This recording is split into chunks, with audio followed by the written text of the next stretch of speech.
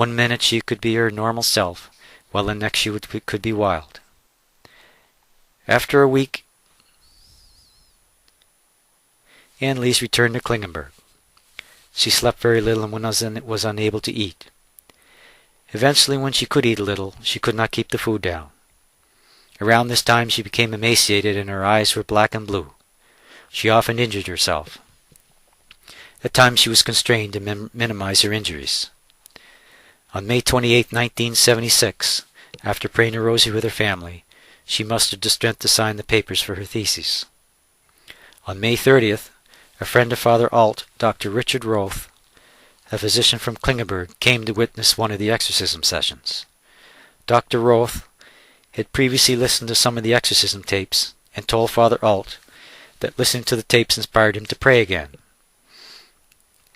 Dr. Roth was curious to witness the events firsthand, and Father Alt was happy to have a doctor present, as Anneliese's physical condition had worsened. Upon seeing Anneliese, Dr. Roth explained, "My God, she has the stigmata." He also stated, "There is no injection against the devil." Father Alt came again for the session of June 8th. It was the last time he was to see Anneliese alive. In a letter to the bishop, he described Anneliese's self-inflicted injuries and how she had bitten a hole in the wall and chipped her teeth. Father Renz continued with exorcism sessions until the end of June. Father Renz also reported to the bishop and described some of Anneliese's injuries and how she at times made countless genuflections. She was quite emaciated and ate or drank little. Anneliese had stated repeatedly that she would gladly eat if she was allowed to. Amidst the pain and terror, there were times when Anneliese spoke normally with Peter and her family. Peter stated that Anneliese was always absolutely clear in her decisions. The topics most frequently discussed were, should they seek medical help, and the hope that it would all be over in July. On June 27th, Anneliese had a fever of close to 40 degrees Celsius. This was brought down by cold compresses. Joseph called Father Alt, who suggested calling a doctor.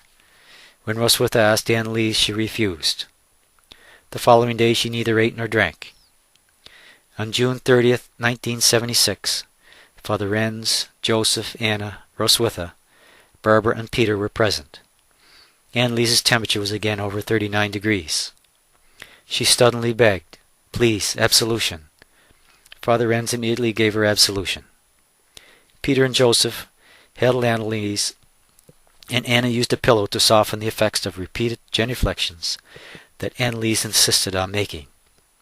Finally, when it was over, Peter and Father Renz said good night, while Anneliese asked her mother to stay. Her final words were, "Mama, please stay with me, I am afraid." At 8 a.m. the next morning, Anna called Joseph to tell him that Anneliese was dead. No one had ever imagined that the outcome on July 1st, 1976 could be as transpired. She was now free. Anna called Father Alt, who immediately called Dr. Roth. Dr. Roth estimated the time of death to be around 6 a.m. Since Dr. Roth did not have the proper papers for a death certificate, Dr. Keller was called. He did not issue a death certificate as he could not state that Anneliese's death was due to natural causes. A post-mortem showed that cause of death was due to starvation with physical exhaustion as a possible contributing factor. A criminal investigation began. The story received considerable attention by the media. Some came to visit Anneliese's grave and pray the rosary. On July 13, 1977, Father Renz, Father Alt, and Joseph and Anna were notified that they were going to be charged with negligent homicide for failing to seek medical assistance for Anneliese.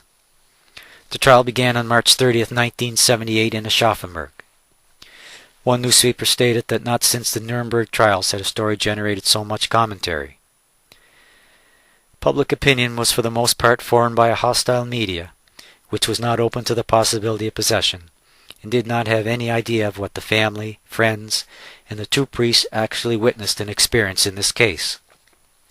The court was to decide what caused Anneliese's death and who was responsible.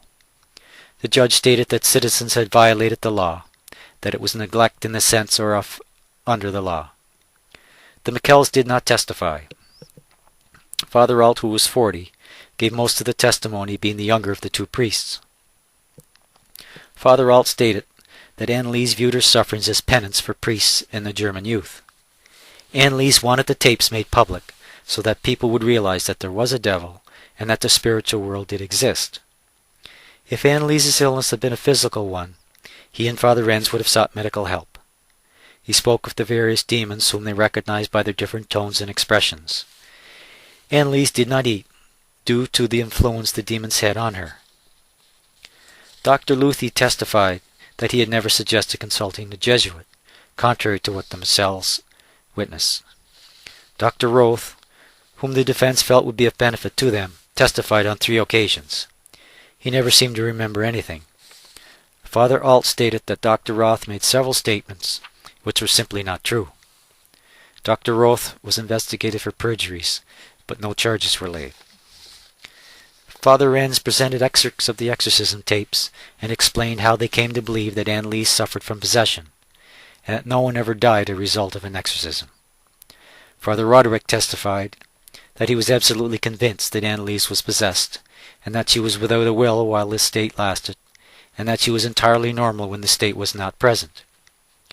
On behalf of the prosecution, Dr. Satis gave a summary of Anneliese's medical history.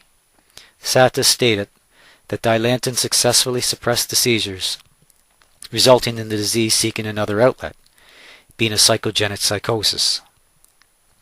Satis saw in Anneliese a psychogenic posture, where she assumed the role of a person dominated by one or more demons. He also believed that Anneliese suffered from delusional ideas about being sinful and from hallucinations of the devil. This was common among religious people who suffer from depression, he said. The exorcism sessions confirmed her psychotic attitudes and made things worse. Up until April, the priest could have saved her by convincing her to eat, whereas by June it was too late. Satis stated that he would have tranquilized Anneliese, force-fed her, and treated her with electric shock. In her book, The Exorcism of Anneliese Michel, Dr. Felicitas Goodman points out various errors presented by Satis in his testimony. Her book is arguably the best on this story, as she had access to the priests, the court documents, and written testimony from several of the witnesses to the exorcism sessions. The 2 psychiatrists brought to the trial by the defense, in effect, supported Satis' evaluation of Anneliese by their testimony, much to the defense's disappointment. They believed that the 2 priests acted out of religious conviction, albeit from a naive and primitive perspective. The priests leaned towards a magico-mystical view, which was unusual for theologians of our time. They felt that Anneliese's demons were the expression of her naive piety. Her personality was determined by her epilepsy. This developed into a schizophrenic-like psychosis, or psychogenic psychosis, with depressive and delusional disturbances. The prosecution asked that the 4 be found guilty of negligent homicide due to their failure to act. They asked for fines for the priests and no punishment for the parents, as they had suffered enough. The defense demanded an acquittal, and as Anneliese had placed her life in God's hands, and it was her moral and constitutional right to refuse medical attention. The judges accepted the prosecution's medical testimony in its entirety. The epilepsy had evolved into a psychosis. In May, Anneliese was unable to determine what was in her best interests. The exorcisms aggravated her condition. The defendants should have sought medical help. All 4 were sentenced to 6 months in prison, which was suspended with 3 years probation. The 2 priests were fined, and the 4 incurred court costs. Later in a BBC interview, Anneliese's boyfriend Peter stated, "We were really hoping in her statement, on July 1st, there will come a change. Of course, that things would happen as they did, we would never have imagined. This is the case when dealing with the new supernatural." From Anneliese's diary or spiritual notes, "You will pass all your tests, but you will be called upon to undergo tests of a different kind. I will give you my grace. You will be faithful till death."